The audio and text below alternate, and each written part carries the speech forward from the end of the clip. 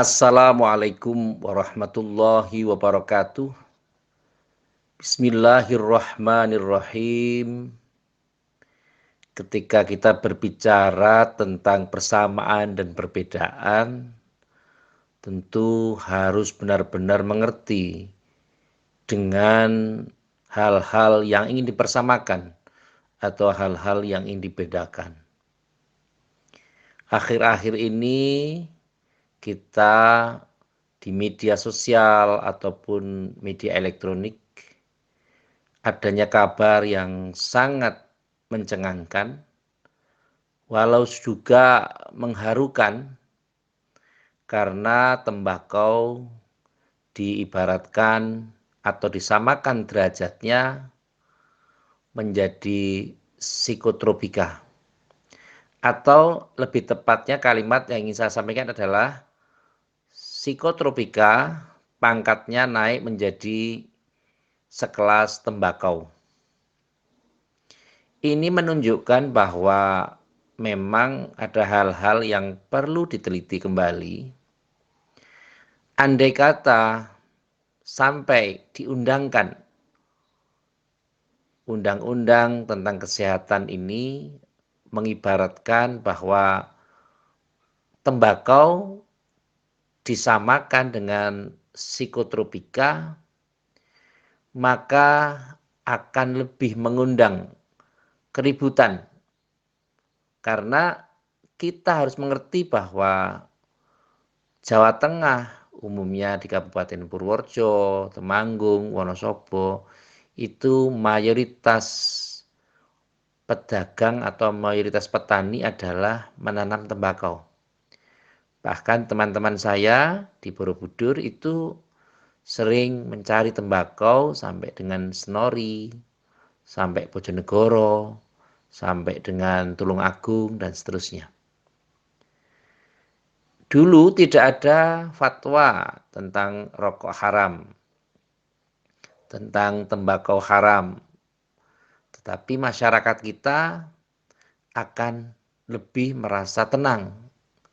Karena memang dampak-dampak yang ditimbulkan tidak terasa betul. Atau dalam bahasa saya sulit untuk bisa memberikan atau merasakan efek dari tembakau itu. Kalau diperkirakan semuanya membahayakan, tentu sama-sama mengkonsumsi tembakau sebagai rokok misalnya, atau kita konsumsi dengan dibandingkan dengan orang yang makan sate kambing, tentu itu kemungkinan untuk mendapatkan darah tinggi dan kemungkinan stroke, saya pikir akan lebih cepat yang kambing.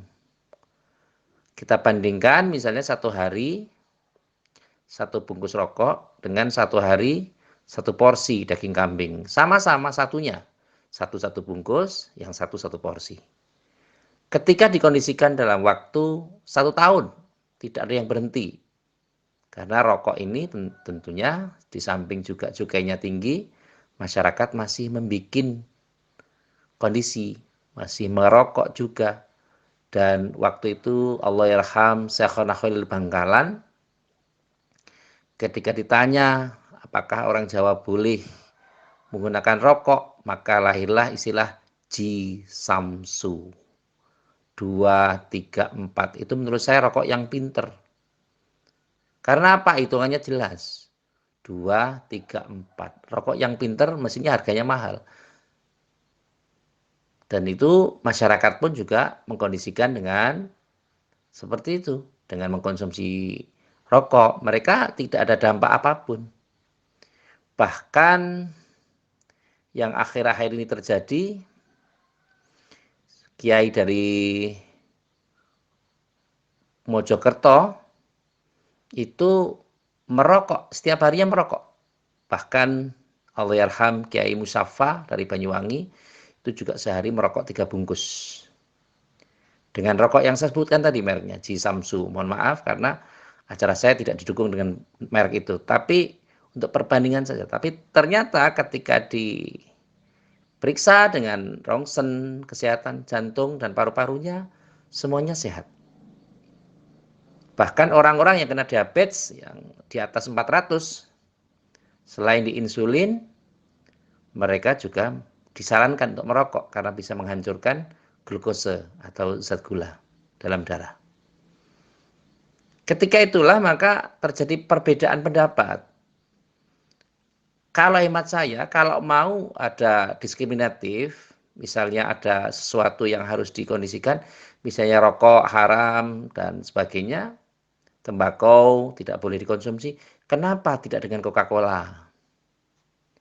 Kenapa tidak kerating deng? Kenapa tidak Sprite? Karena kedua hal ini juga saya yakin mengandung hal-hal yang alkoholik juga. Mengapa teh juga tidak diharamkan? Karena teh ada tehin, kopi juga ada kafein. Dan untuk yang kena darah tinggi, tentu ketika orang mengkonsumsi kopi akan juga berbahaya. Tapi kenapa tidak ada fatwa atau undang-undang yang menjelaskan tentang haramnya kopi?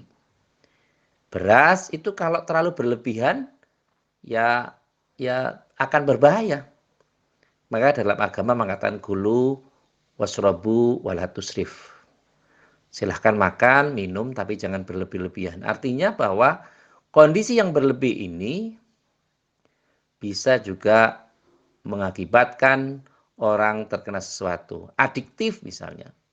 Zat yang menagihi. Beras itu juga adiktif. Karena setiap hari tidak makan beras, ketergantungan kita dengan beras sangat tinggi. Bahkan orang mengatakan saya itu kuat, nggak makan nasi. 1 bulan kuat, tapi setiap hari makan lontong, ya sama aja. Karena apa ya, efektivitas nasi itu di kita sudah merupakan sesuatu yang makanan pokok. Ya kalau tidak makan itu diganti dengan makanan yang lain juga tidak bisa terwakili. Apakah itu juga disebut dengan tidak adiktif atau tidak nagihi atau tidak ketergantungan? Sehingga dalam hal ini saya ingin mengetuk pada semua pihak yang mengemban aspirasi ini, mohonlah dipertimbangkan.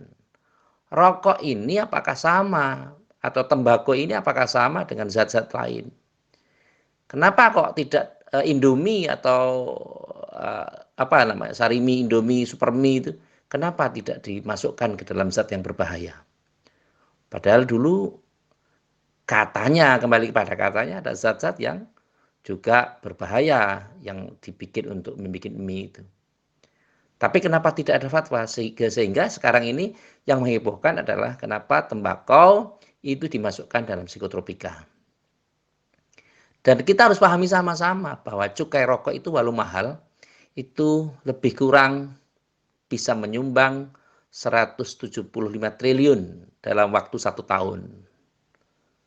Dan kalau kita mengingat sumbangsih dalam proses olahraga, itu sebagian besar pabrik, misalnya saya sebutkan Jarum, itu memproduksi atlet-atlet bulu tangkis tingkat dunia. Jarum. Apalagi yang lain-lain. Bisa mengkondisikan sesuatu. Kemudian ada beberapa yang mensponsori Liga Inggris, siaran TV, dan itu bisa menyebabkan hiburan kepada masyarakat sekitar atau masyarakat kita, bangsa Indonesia. Sehingga marilah kita pergunakan akal sehat. Kalau memang mau diharamkan, ya jangan diskriminatif, ya jangan hanya tembakau. Tapi ya makanan-makanan lain yang berpotensi untuk bisa mencelakakan dalam tanda kutip ya, memberikan efek bahaya, tentu harus juga mendapatkan perhatian.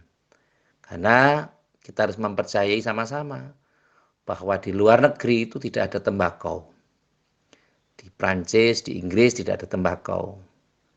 Dan tembakau ini diharamkan, faktornya apa? Dan kita harus tanya kepada kiai, pada ulama, dalil-dalil yang mengharamkan tembakau ini atau mengharamkan rokok ini sifatnya seperti apa? Apakah maudhu, sahih, hasan atau apa?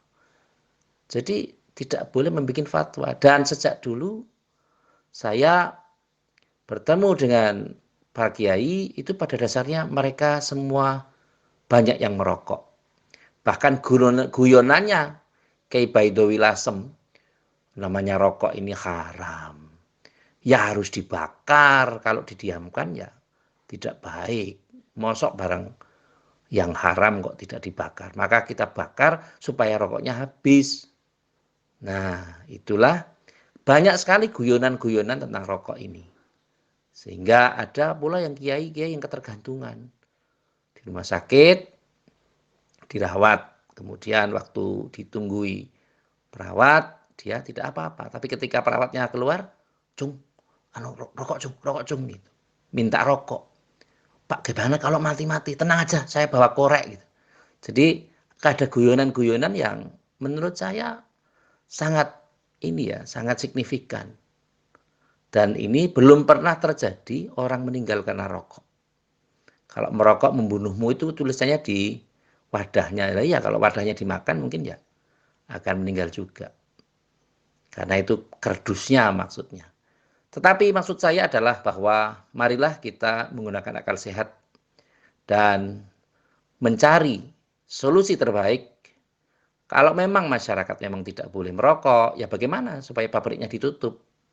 Atau petani tembagonya dialihkan pada profesi yang lain, menanam-menanam yang lain, tapi juga dijanjikan lapangan untuk pasarnya.